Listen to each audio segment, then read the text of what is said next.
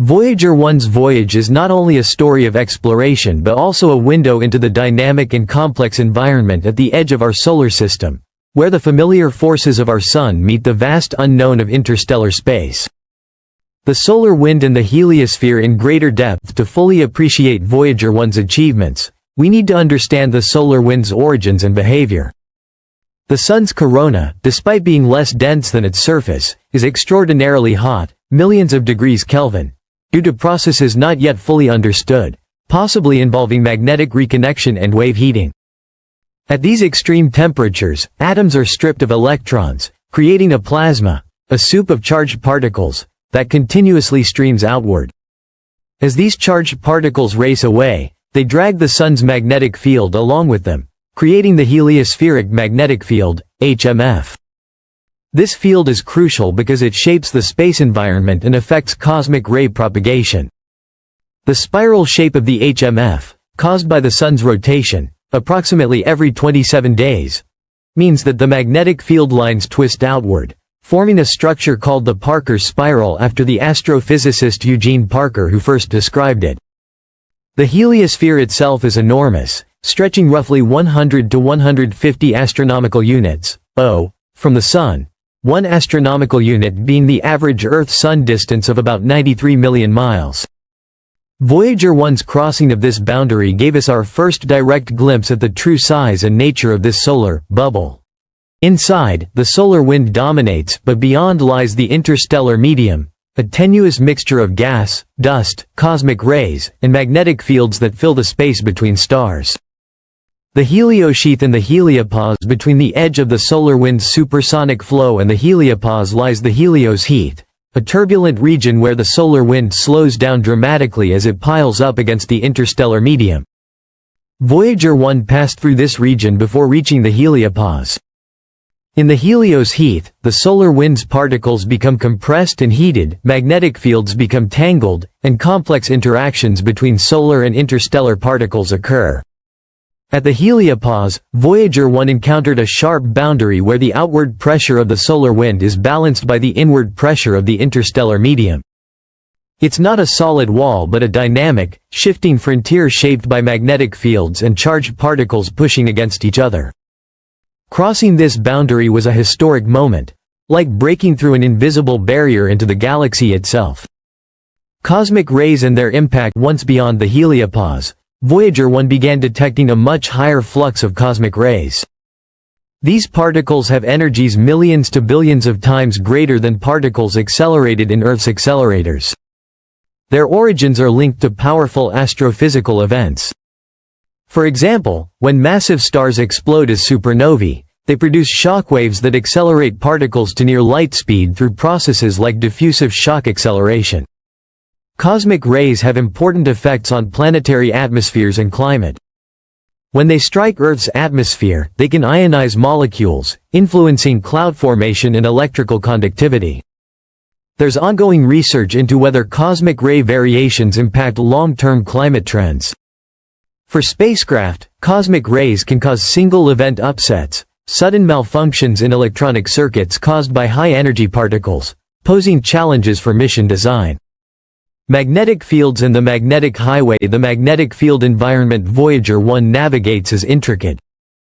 The Sun's magnetic field carried by the solar wind interacts with the galactic magnetic field, creating regions where field lines can connect or reconnect. This process, known as magnetic reconnection, is a fundamental mechanism in plasma physics that releases vast amounts of energy and allows charged particles to move between different regions. Voyager 1's discovery of the magnetic highway revealed an unexpected pathway where solar and interstellar magnetic fields are linked, allowing cosmic rays and solar particles to flow more freely along these connected field lines. This phenomenon helps scientists understand the transfer of energy and particles at the solar system's edge, which also affects space weather conditions throughout the solar system. Engineering challenges and solutions. Voyager 1 was designed and built during the early 1970s, a period when space technology was rapidly evolving but still limited by today's standards. Engineers had to ensure the spacecraft could survive intense radiation near Jupiter and Saturn, extreme temperature fluctuations, and the harsh vacuum of space, all while operating autonomously millions of miles from Earth. The radioisotope thermoelectric generator powering Voyager 1 contains about 24 pounds, 11 kilograms, of plutonium-238 dioxide. As the plutonium decays, it emits alpha particles, producing heat that thermocouples convert into electricity. The RTG provides roughly 470 watts at launch, but this decreases by about 4 watts per year. Managing the spacecraft's power consumption has been a constant balancing act, requiring careful decisions on which instruments to keep active. Voyager 1's communications use S-band and X-band radio frequencies. The Deep Space Network's antennas in California, Spain, and Australia work together to maintain nearly continuous contact, scheduling sessions to maximize data return. Signal processing techniques, such as error-correcting codes, allow recovery of data despite the extreme signal attenuation.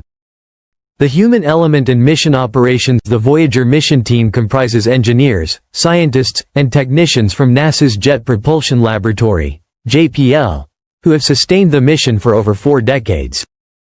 These professionals continuously analyze Voyager's telemetry, health and status data, to ensure its instruments and systems function correctly. When Voyager 1's primary transmitter failed in late 2022, the team had to quickly develop and test commands to switch to a backup transmitter last used over 40 years ago. This switch was not only technically demanding but emotionally charged, as it represented the spacecraft's last hope for continued contact. Moreover, Voyager's long communication delay and limited power make troubleshooting akin to remote surgery. Every command must be precise, as mistakes cannot be instantly corrected. The success of this operation speaks to the ingenuity and perseverance of the mission team. The Golden Record's symbolism. The Golden Record is both a scientific artifact and a message of hope and unity. It was intended as a greeting card from humanity to any potential extraterrestrial discoverers, encapsulating our planet's sounds, images, and culture. The images include diagrams of our solar system, DNA, human anatomy, and diverse life forms, aiming to provide a primer on Earth biology and culture. The audio selections reflect human creativity and diversity, from Bach's Brandenburg Concerto No. 2 to traditional songs from around the world. The inclusion of greetings in multiple languages signifies our acknowledgement of Earth's cultural richness. The record's protective cover bears symbolic instructions for playback, including diagrams explaining how to convert the record's analog signals into images and sounds. It stands as a timeless testament to our curiosity and aspiration to reach beyond ourselves. Voyager 1's legacy and future. Even as Voyager 1's instruments gradually lose power, it continues to send back unique and invaluable data.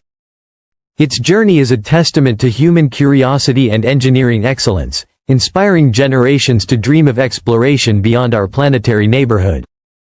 As it drifts through interstellar space, Voyager 1 carries not only scientific instruments but also humanity's first footprints beyond the solar system, symbolizing our innate desire to explore, learn, and connect.